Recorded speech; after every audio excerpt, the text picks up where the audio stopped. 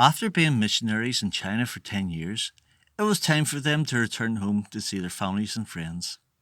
Even when the babies were being born, Priscilla and Charles did not go down the coast for the births because it would have meant leaving the work for too long. Now, after 10 long years, God was guiding them to return home. It was a sad day when they had to leave. A big group of people who had become Christians through hearing them teach the gospel came with them to the next village on their way to the coast. It was hard to say goodbye to these people they had grown to love so much. The journey to Shanghai with 4 young children was not easy. Part of the journey was made by sedan chairs carried by mules. Another part was by cargo boat on the river, trying to sleep on top of boxes, which were not all at the same level. China was at war with Japan at that time, and the Chinese thought that they were Japanese, or at least friends of the Japanese. So whenever the boat stopped at one of the landing places, crowds gathered to see the ones they called foreign devils. The Lord kept them safe from harm on the dangerous journey. Then came the long trip back to England by ship. The crew had a small band which played for the passengers. The stud girls loved to listen to the music. About the third day of their journey, they came to their parents and said, "We do not understand these missionaries at all, for they only play music and they never sing hymns or pray." In their life in the interior of China, they had never seen any white man or woman who was not a missionary. When they got home, they stayed at the home of Grandma Stud. Both Charles and Priscilla were worn out by the times of sickness in China, the long hours of hard work and the lack of good food. Their 4 girls liked it very much staying with the grandmother. They enjoyed the good food. They went to school and made new friends. They went for walks in the beautiful English countryside. Everything was so different from China, the food especially. Out there, the family lived most of the time on rice. If you meet a missionary family home for a rest in your country, are you kind to the children? Do you try to be friendly and talk to them? It meant a lot to the stud girls to be made welcome when they came back to England. Charles slowly got well again and was soon speaking in many meetings and visiting the churches and friends who had prayed for them. Priscilla, on the other hand, remained very weak. There did not seem much hope of a return to China. The Lord had something else for them at this time. It's wonderful to know that God promises to be with us when we do His will and depend on Him. The news across the Atlantic about the Cambridge 7. Charles's older brother, Kynaston, had gone to the USA for meetings and had shared the news. A work began in the universities and 2 students decided to start the Student Volunteer Movement to encourage more Christian students to go out as missionaries. Charles was invited to come. It meant leaving his family at home and making the long journey by ship to the USA. It meant travelling from place to place for meetings. It meant spending a lot of time in personal talks with individual students. Charles accepted it because it was what the Lord wanted him to do. The Lord was with him and helped him during 18 months he spent in the USA, speaking at meetings.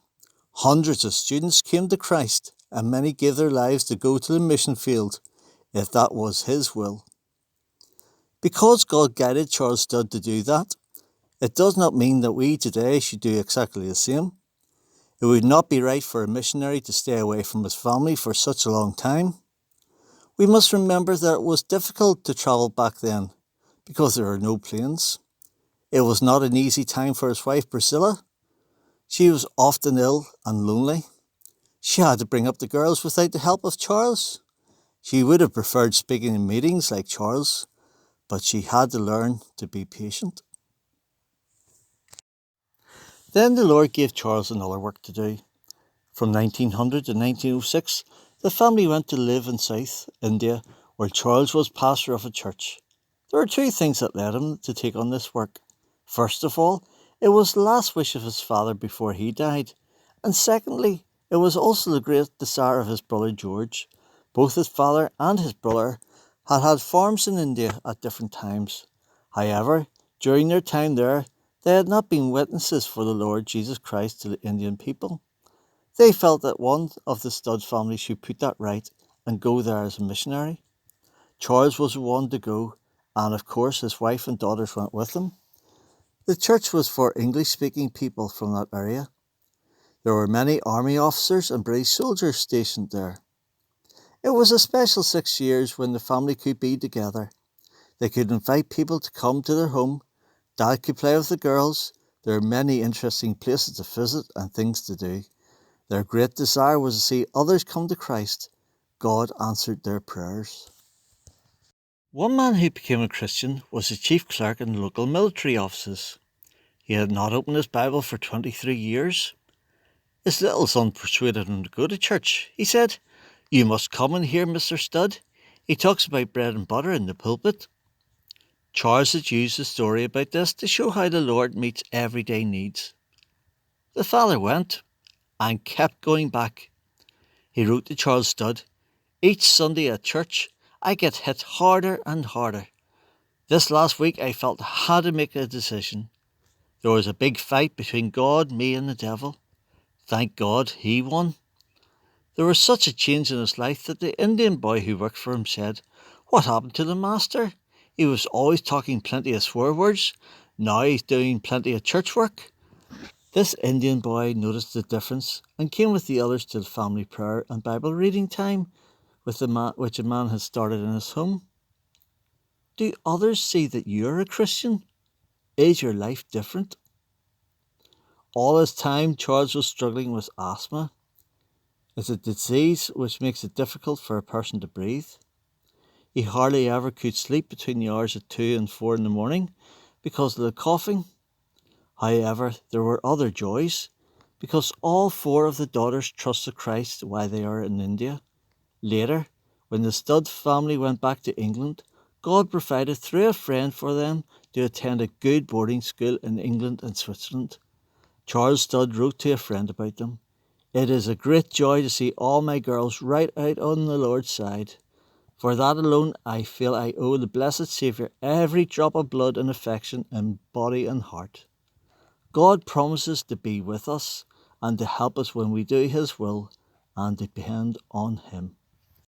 God was preparing Charles Studd for his greatest work of all. The family had returned to England from India. Charles was having meetings in different parts of the country. One day after a meeting in Liverpool, his attention was caught by a notice that said, "Cannibals want missionaries." It wasn't, of course, that cannibals wanted missionaries to go there so they could eat them. Rather, that missionaries were needed to preach the gospel. Charles Studd decided to find out more about this strange notice. The notice was to advertise a missionary meeting. Charles went there and heard a Christian man sharing the need about Central Africa.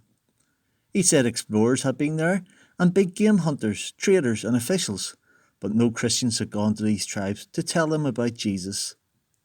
As Charles thought to himself, why have no Christians gone?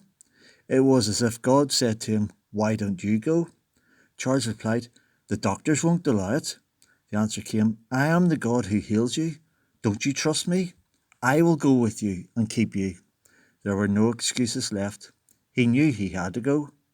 The only question was, how? He had no money. At 50 years of age and after 15 years of ill health, how could he ever face the heat and climate, the diseases and the difficulties in the heart of Africa?